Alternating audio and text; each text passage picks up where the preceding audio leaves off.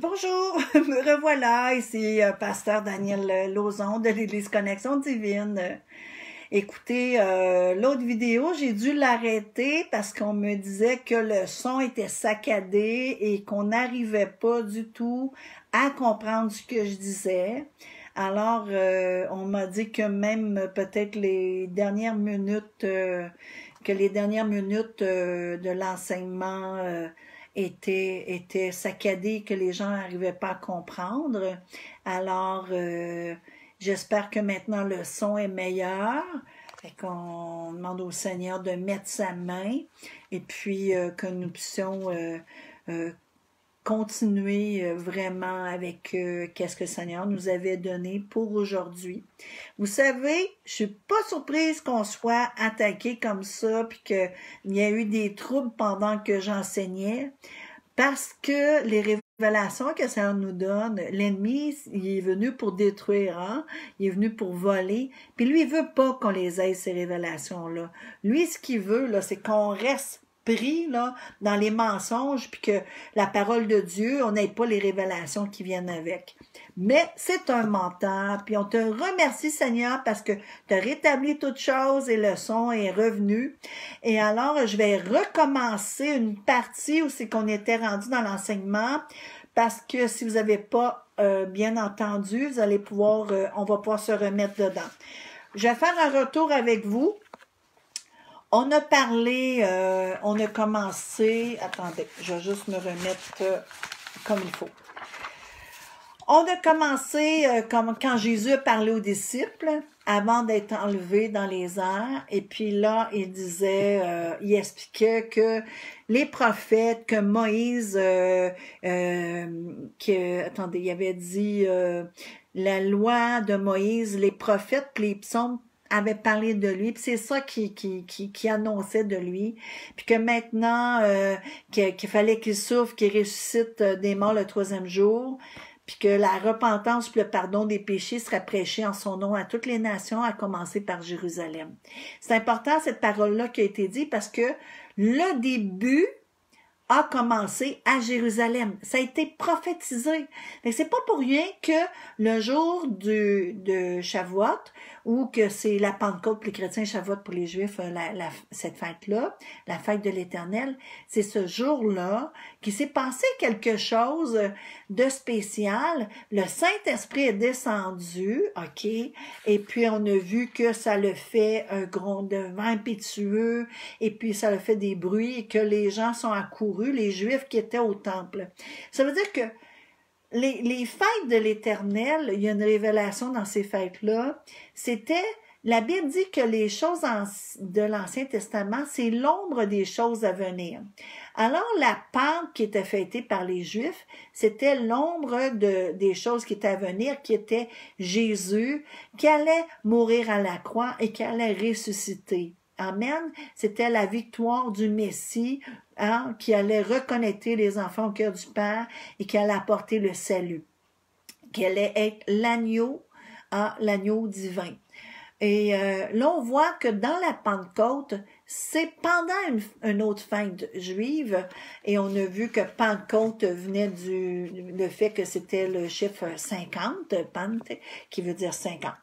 OK. Fait qu'on continue, on voit que on a vu que on fallu qu'ils reviennent à mettre un disciple pour revenir au chiffre 12, qui est 12, qui veut dire le fondement. C'est-à-dire qu'il y a 12 tribus d'Israël, il y a 12 apôtres, et puis là, suite à ça, on a vu qu'il y a eu la Pentecôte. Suite à ça, suite à la fondation qui a été posée, le Saint-Esprit est venu au jour de la Pentecôte.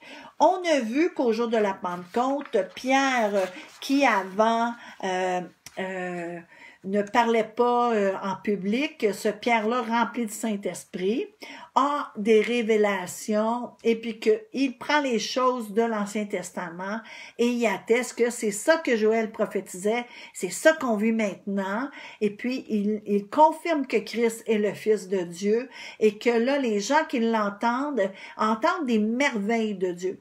Et là, vous savez que les merveilles de Dieu, ça veut dire c'était des choses qu'ils n'avaient pas entendu. C'était des révélations par le Saint-Esprit. Et ils les entendaient chacun dans leur langue. Ça veut dire qu'ils étaient venus de tous les pays de sous le soleil sur la terre. Et puis, ils ont entendu ce message-là.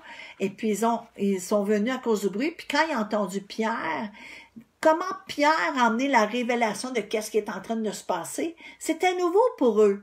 Hein? Le Saint-Esprit dévoilait qu'est-ce qui est en train de se passer. Et l'Esprit prophétique reconnaît les temps.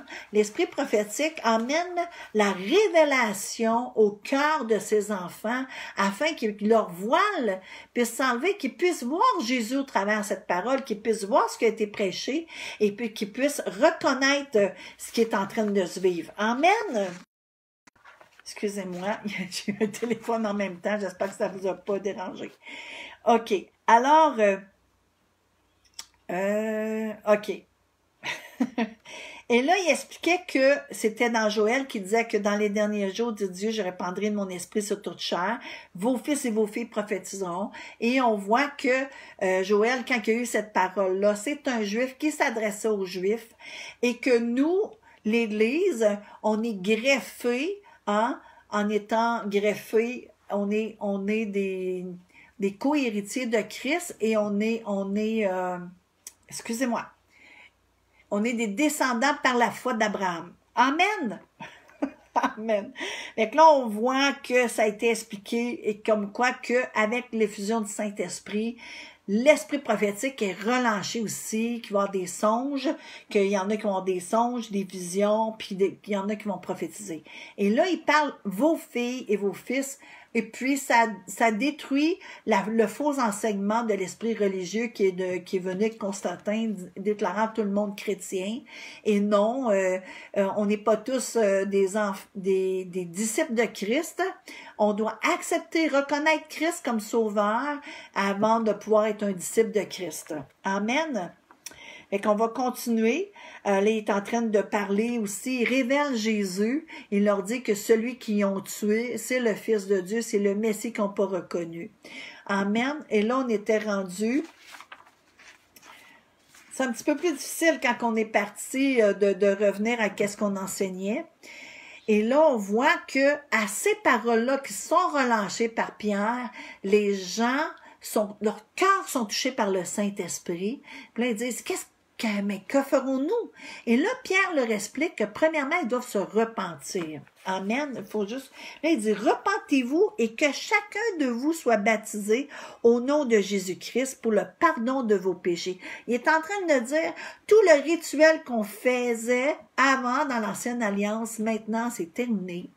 Il y a eu l'agneau de Dieu qui est venu, qui s'est offert en sacrifice, et quand on l'accepte, ce sacrifice qu'il a fait pour nous, nous sommes pardonnés de nos péchés, son sang nous lave et nous sanctifie, hein? Et on n'a plus besoin de ce rituel-là. Christ le fait une fois pour toutes parce qu'il est l'agneau divin.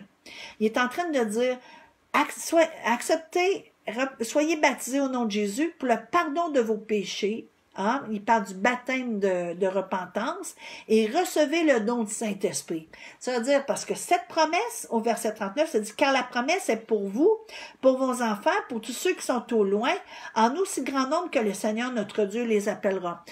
Le Saint-Esprit, il n'y a pas de limite, c'est des fleuves d'eau vive. Fait que tous ceux qui viennent à Christ, qui acceptent Christ, hein, les fusions du Saint-Esprit peuvent faire en chacun d'eux, il n'y en a pas de limite. Il y a pas de fin à l'effusion du Saint-Esprit. Hein? Il va se déverser à chacun qui veut reconnaître Christ comme sauveur, qui veut se repentir de sa vie de péché et qui veut recevoir le don gratuit de Dieu. Et là, ensuite, on a vu qu'il conjurait puis il les exhortait de sauvez-vous de cette génération perverse.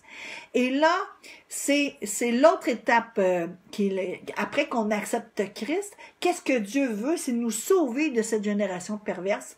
Il veut nous emmener dans les principes du royaume, pour nous emmener dans les projets de bonheur que Dieu a pour nous, pour nous enseigner dans sa parole, pour que nos yeux puissent voir, que notre bouche puisse confesser cette parole et qu'on puisse marcher sur la parole de Dieu, qu'il devienne lampe sur notre sentier et marcher par le Saint-Esprit, qui nous enseigne, qui nous dirige, qui nous reprend, qui nous emmène dans la repentance et qui nous enseigne les vérités de la parole de Dieu.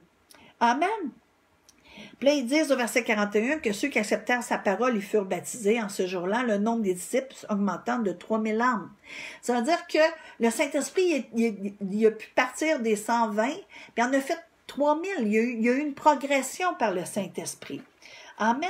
Et là, j'expliquais que qu'est-ce qui est arrivé au jour de la Pentecôte, qui est le Shavuot, qui est la fête des Juifs, qui est aussi la fête de réjouissance du don que Dieu leur a fait dans la loi. OK? Et là, on voit qu'il y a une similitude entre quand ils ont reçu la loi et quand on a eu on a reçu le baptême du Saint-Esprit. Et on voit dans Exode 19, verset 16, ça dit, le 3e jour au matin, il y eut des tonnerres, des éclairs, une épaisse nuée sur la montagne, le son de la trompette retentit fortement. Et tout le peuple qui était dans le camp fut saisi d'épouvante. Moïse fit sortir le peuple du camp à la rencontre de Dieu. Et là, à ce moment-là, on voit qu'ils se placèrent en bas de la montagne. La montagne de Sinaï était toute enfumée parce que l'Éternel y était descendu au milieu du feu. Cette fumée s'élevait comme la fumée d'une fournaise et toute la montagne tremblait avec violence. C'est en train de dire que la présence de Dieu est venue au travers le feu. Et le Saint-Esprit, qui est le Saint-Esprit de Dieu, il est venu en langue de feu. Et là, pourquoi qu'il y a cette similitude-là? La présence de Dieu est souvent représentée avec le feu, et ça a une signification qu'on va regarder dans des semaines futures. Mais là, tout ce qu'on va voir comme similitude, c'est que les langues étaient descendues sur les apôtres, en langue de feu, c'est-à-dire le Saint-Esprit est descendu, le baptême du Saint-Esprit et de feu. Et là, il y a eu deux choses. Ils ont eu le Saint-Esprit, puis ils ont eu le feu. Et ça, c'est deux choses distinctes.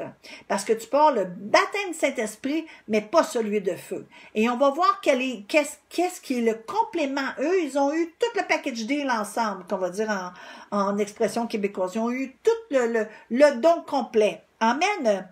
Et là, on voit que au verset 19 dans Ésaïe 19, le son de la trompette retentissait de plus en plus fortement, et Moïse parlait et Dieu lui parlait à haute voix. Ainsi l'Éternel descendit sur la montagne de Sinaï, sur le sommet de la montagne. L'Éternel appela Moïse sur le sommet de la montagne et Moïse monta. C'est-à-dire qu'il y a eu un appel, puis Moïse a répondu, il est allé dans la présence de Dieu. C'est le seul à l'époque qui a été dans la présence de Dieu et qui a été sur le mont Sinaï, puis qui a eu droit de vivre cette présence-là. Mais dans la deuxième alliance, son esprit va sur toute chair. On reste plus en bas de la montagne Sinaï. Nous aussi, on va à la rencontre de Dieu et on peut recevoir son esprit. Et là, j'avais dit tantôt, je ne sais pas si vous l'aviez entendu, mais l'esprit religieux, c'est l'esprit qui nous fait faire des efforts pour aller à la rencontre de Dieu. On fait des efforts, on a des lois d'hommes, c'est nous qui faisons des efforts pour aller atteindre Dieu. Et tandis que c'est le Saint-Esprit qui est descendu et c'est le Saint-Esprit en nous qui nous lave, qui nous purifie, qui nous enseigne, qui fait l'œuvre en nous. Et ça brise l'esprit religieux. Amen. Et Dieu fait ça pour graver la loi de nos cœurs par le feu. Et c'est ça le baptême du Saint-Esprit, de feu. Le baptême du Saint-Esprit, c'est le Saint-Esprit qui vient en nous. OK, on devient le temple du Saint-Esprit. Mais le baptême de feu, c'est Dieu qui grave ses lois. Et vous savez que le feu purifie. Hein? Le feu, on va emmener l'or à un certain degré pour que les scories de l'or puissent lever et pour que l'or puisse être purifié. C'est ça le baptême de feu. Le baptême de feu, on le voit dans Jérémie 31, il dit « Voici les jours viennent, dit l'Éternel, où je ferai avec la maison d'Israël et la maison de Juda une alliance nouvelle. » Et là, on est dans cette alliance nouvelle. Non comme l'alliance que je traitais avec leur père, le jour où je les saisis par la main pour les faire sortir du pays d'Égypte, alliance qu'ils ont violée. Quoique je fusse leur maître, dit l'Éternel. Mais voici l'alliance que je ferai avec la maison d'Israël, Après ces jours-là, dit l'Éternel, je mettrai ma loi au-dedans d'eux, je l'écrirai dans leur cœur, je serai leur Dieu et ils seront mon peuple. Et nous sommes greffés au peuple d'Israël en Jésus-Christ. Amen. Nous sommes les co-héritiers de Christ. Nous sommes les descendants d'Abraham par la foi. Et ça, cette parole-là, elle est pour nous aussi. Ça veut dire qu'il y a eu une première alliance qui était l'alliance où Dieu est descendu sur le mont Sinaï et il a gravé ses lois sur les pierres et il revient avec le baptême du Saint-Esprit et par le feu, il grave ses lois dans nos cœurs. Et là, quand tu as les lois de Dieu gravées en ton cœur, ça veut dire que tu as la crainte de Dieu et que tu ne pourras plus jamais vivre comme avant, puis tu ne pourras plus être dans la souillure du monde parce que sa loi est gravée en toi. Ce feu-là vient t'embraser et vient te sanctifier. Elle te met à part, tu es mis à part, tu es lavé. Ça brise tout ce monde religieux, toutes ces idoles qui étaient en toi. Comme dans le temps, on voit dans le temps avec... voyons, excusez-moi. Quand il fait descendre le feu. Quand Élie a fait descendre le feu. Wow! OK. Quand Élie a fait descendre le feu, c'est que Jézabel régnait avec Achab. Ça veut dire qu'il y avait dans ce qui se passait, le peuple était induit en erreur. C'était rendu des fausses doctrines. C'était rendu tout ce qui venait des faux dieux. Et ces dieux-là, on a des dieux qui venaient de Babylone, des faux dieux. Ça m'a amené une confusion. Mais c'est la même chose par le baptême du Saint-Esprit. Tout ce qui t'avait amené une confusion et que là, t'adores des faux dieux, tout ça, ça tranche, Le feu de Dieu, là, ramène sa présence, ramène sa vérité, ramène sa crainte, et ça leur ramené le cœur des enfants au Père, et le peuple d'Israël ont pu vraiment, après ça, être libérés. De Jézabel, une de ses prophètes, et même qu'est-ce que ça a emmené comme action, c'est que tout le peuple d'Israël, après, ont suivi Élie, et ils ont rentré dans la vérité. Et puis, qu'est-ce qui est arrivé après? Tous les faux prophètes ont été tués. Ça veut dire que c'est maintenant la vérité qui régnait. Et c'est ça que Dieu demande aussi à son peuple. Qu'est-ce qu'il veut? C'est qu'on rebâtisse l'autel. C'est qu'on ramène la vérité. Parce que depuis le baptême du Saint-Esprit et de feu qui a eu lieu à la Pentecôte, il y a eu comme l'esprit de Jézabel qui est venu à ramener avec Achab, les autorités spirituelles, sont venus pour amener des faussetés et nous éloigner du cœur du Père et diluer la vérité et ramener des fausses doctrines qui nous ont fait perdre la vision, le but de Dieu et on a besoin du Saint-Esprit et on a besoin du Saint-Esprit et de feu pour revenir, amen, à ce que la première Église avait. Amen. Et là, on voit que Pierre, il dit au verset, je vous délivrerai, pas Pierre, mais dans la parole d'Ézéchiel, ça dit, je vous délivrerai de toutes vos souillures. Dans Ézéchiel 38, là, c'est bon pour qu'est-ce qui va arriver pour le peuple d'Israël, qu'est-ce qui va être accompli, mais il y a des clés dedans qui sont cachées, qu'est-ce que le Seigneur fait dans le cœur d'un enfant qui l'accepte. On va regarder. Et au verset 25 dans Ézéchiel 38, ça dit « Je répandrai sur vous une eau pure et vous serez purifiés. Je vous purifierai de toutes vos souillures et de toutes vos idoles. » Ça, c'est l'œuvre du Saint-Esprit. Il nous convainc de péché, il nous fait renoncer, puisqu'on est le temple du Saint-Esprit, l'Esprit du Seigneur chasse de nous les vendeurs, tous ceux qui se sont présentés, parce que le zèle de la maison de notre Père nous dévore. Hein? C'est un feu qui nous dévore. Ce feu-là, ce qu'il veut, c'est aligner nos vies avec la volonté de Dieu. Ce feu-là nous embrase. Ce feu-là nous tient, hein? Nous tient amoureux, passionnés de Dieu. Puis on veut plaire à Dieu et on accepte qu'est-ce que le Saint-Esprit veut faire sortir de nous. Il fait un ménage, puis il sort de nous l'esprit religieux, les fausses doctrines, les fausses croyances. On s'en repent. Et il veut établir son royaume. Il veut être le roi. Hein? Il veut que son trône, il veut prendre toute la place. Amen. Fait qu'il chasse tous les vendeurs du temple afin que ce temple-là lui appartienne. Amen. Alors on voit qu'il dit, je vous donnerai un cœur nouveau. Parce qu'il dit, je mettrai en vous un esprit nouveau. Et c'est ça qu'on a eu à la Pentecôte, cet esprit nouveau. Il dit, je ôterai de votre corps le cœur de pierre et je vous donnerai un cœur de chair. Mais le cœur de pierre, c'est les pierres de la loi. Tu sais, la loi, là, la lettre tue, mais l'esprit vivifie. La loi, si tu l'appliquais pas, tu mourrais. Ça amène la mort. Personne ne pouvait l'appliquer. Mais ça amenait des cœurs qui amènent un jugement.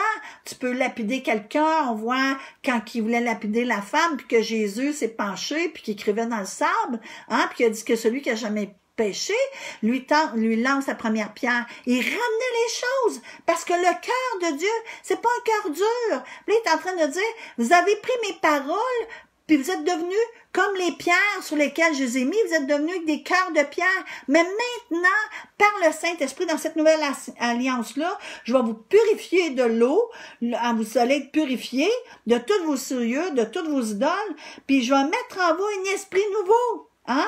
Je mettrai mon esprit en vous, au verset 27, et je vous ferai en sorte que vous suiviez mes ordonnances et que vous observiez et pratiquiez mes lois. C'est ça qu'il fait, c'est qu'il a gravé ses lois en nous. Fait qu'il a fait de nous une nouvelle créature. Les choses anciennes sont passées. Et là où est l'esprit et la liberté, et l'esprit, la parole de Dieu, elle tranche dans nos vies. Et le Saint-Esprit est là pour prendre cette parole, pour trancher entre la chair et l'esprit, pour nous purifier, pour nous sanctifier, parce que le Seigneur Jésus revient chercher une fiancée, hein, qui est lavée, qui n'a pas de souillure sur sa robe. Sa robe doit être lavée. Amen. Et là, il dit, vous habiterez le pays que je donnais à vos pères, vous serez mon peuple et je serai votre Dieu.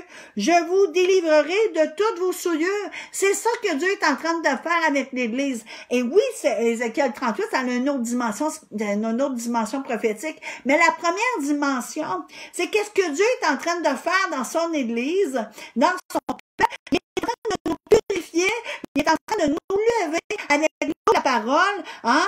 Il est en train de nous a donné l'esprit, il a son esprit en nous. Pourquoi? Pour qu'on suive ses ordonnances, puis qu'on puisse observer, pratiquer ses lois. Parce que notre cœur, il est attendri. Vous savez, quand on désobéit à la parole de Dieu, quand on fait quelque chose, le Saint-Esprit, on vient attrister. Hein? Pourquoi? Parce que notre cœur, il est pas dur. Hein? Il peut manier notre cœur, il peut le toucher, notre cœur. Puis là où on était dur, il le brise. Pourquoi? Parce qu'il veut que ce soit son amour qui soit manifesté et non son jugement. C'est pas nous qui apporte le jugement, c'est Christ qui apporte le jugement. Nous, le temps de la grâce, on est là pour aller faire des disciples, aller annoncer la bonne nouvelle et non les condamner. On sait qu'ils sont pécheurs, mais on connaît Christ. Et quand Pierre a parlé au jour de la Pentecôte, il les a pas condamnés, il les a amenés à Christ, il a amené la révélation poussée par le Saint-Esprit. C'est ça la fondation de l'Église qui a été faite à la Pentecôte.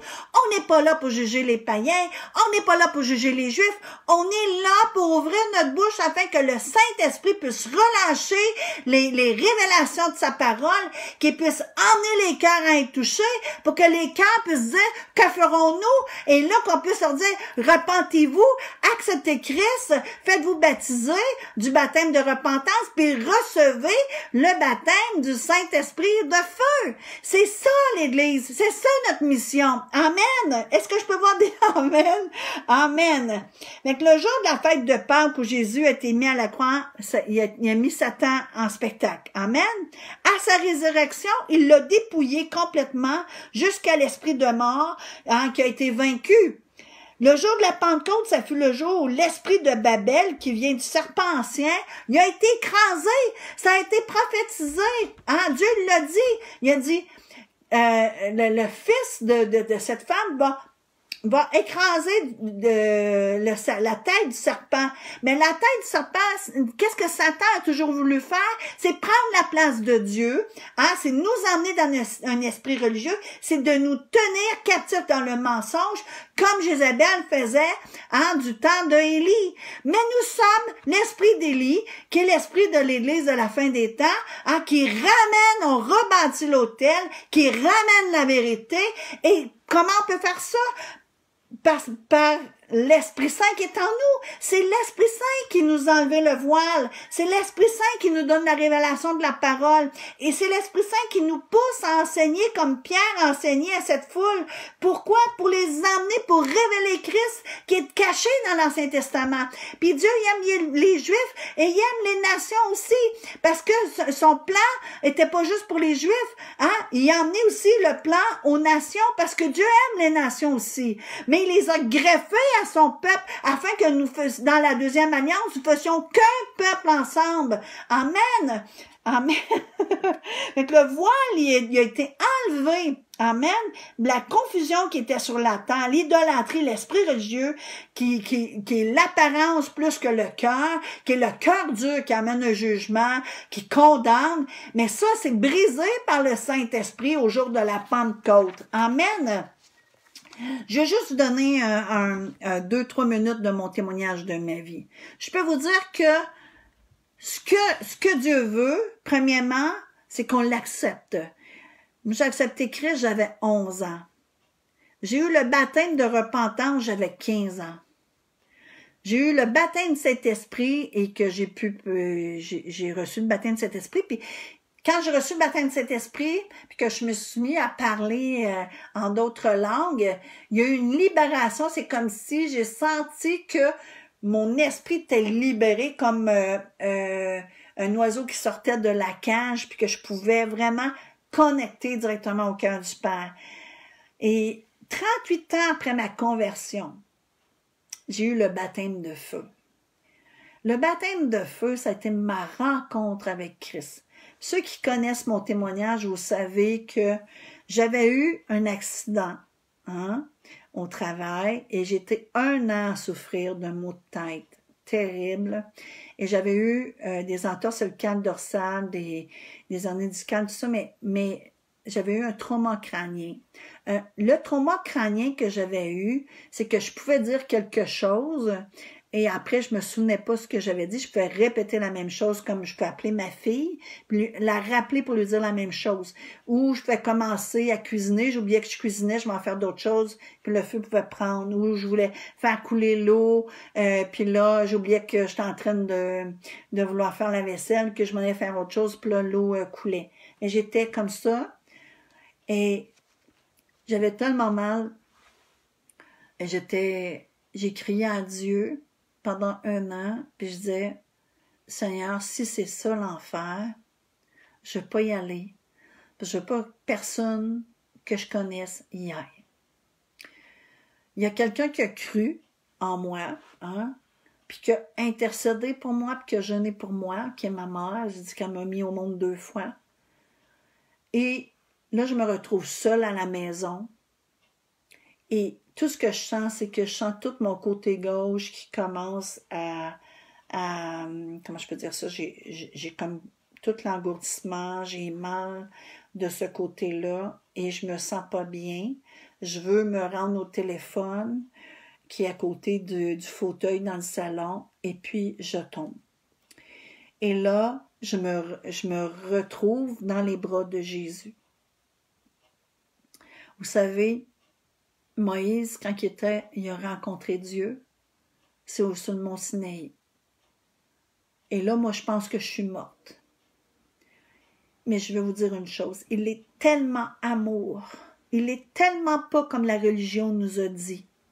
Il est tellement pas un Dieu injuste ou il est saint, mais il est tellement amour que cet amour-là que je sentais pendant que j'étais dans ses bras, cette révélation de comment je suis aimée m'a guéri profondément. Et tellement que ça m'a rempli cet amour-là que j'ai osé l'embrasser sur la joue ici. Et quand je l'ai embrassé, savez-vous que Jésus a le sens de l'humour, puis il a ri, puis il y avait un rire de joie, puis il m'a dit « C'est bon d'être aimé par toi ». Et là, jamais j'aurais pu avoir une révélation que Dieu, quand on l'aime, ça y fait aussi du bien, il aime ça.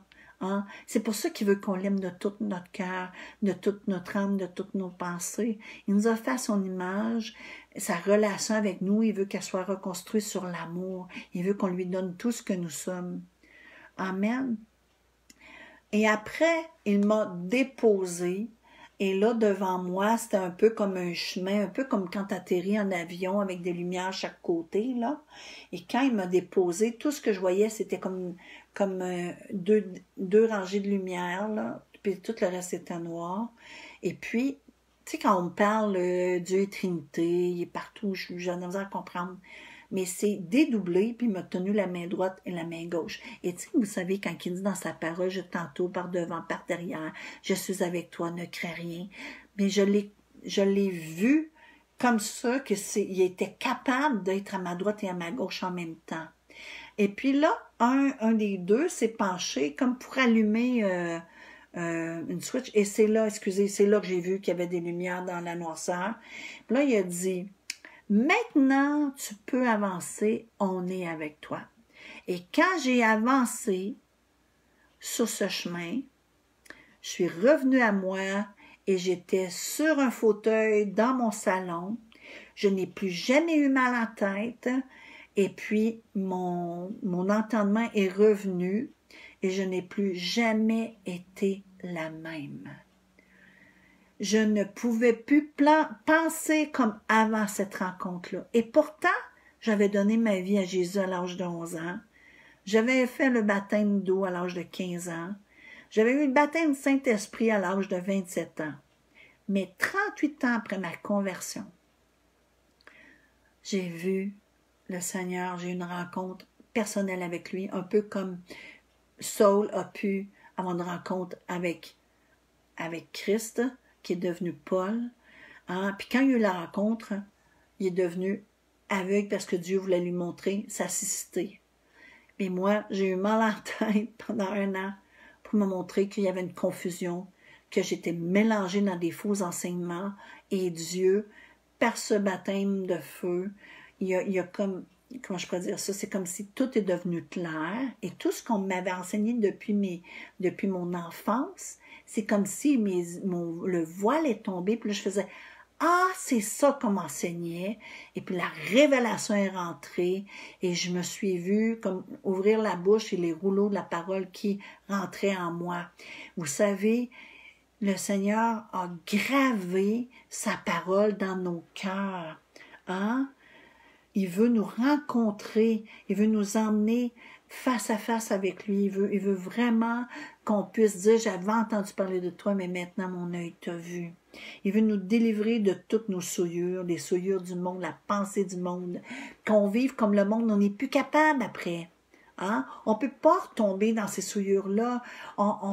Il y a quelque chose en nous qui a changé, notre façon de penser, a changé, la révélation rentre.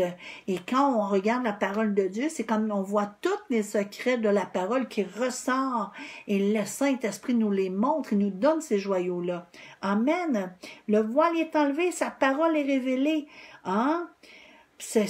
Après ça, ça a été le début du ministère que Dieu m'a donné, d'aller faire des disciples. Amen.